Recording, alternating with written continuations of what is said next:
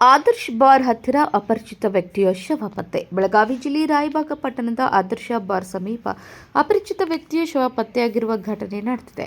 ಘಟನೆಯ ಮಾಹಿತಿ ತಿಳಿಯುತ್ತಿದ್ದಂತೆ ರಾಯಬಾಗ ಪೊಲೀಸರು ಸ್ಥಳಕ್ಕೆ ಭೇಟಿ ನೀಡಿ ಪರಿಶೀಲನೆ ನಡೆಸಿದರು.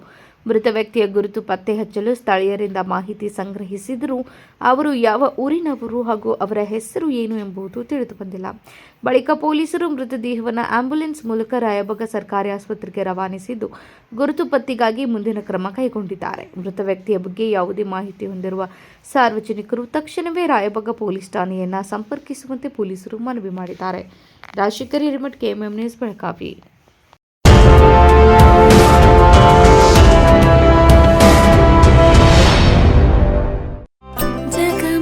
ಜಗಮಗ ಹೊಳೆಯುವ ಕಣ್ಣುಗಳು, ಹೃದಯದಿ ಹರುಷದ ಅಲೆಗಳು. ಬಂದಿದೆ ಶುಭಗಳಿಗೆ, ಪ್ರೀತಿಯ ಗಳಿಗೆ, ರೇಷ್ಮೆಯಲ್ಲಿ ಸುತ್ತಿದ ಸ್ವರ್ಣಗಳಿಗೆ. BS Channabasappa and Sons, The Textile Mall, Tilakvadi, Belagavi.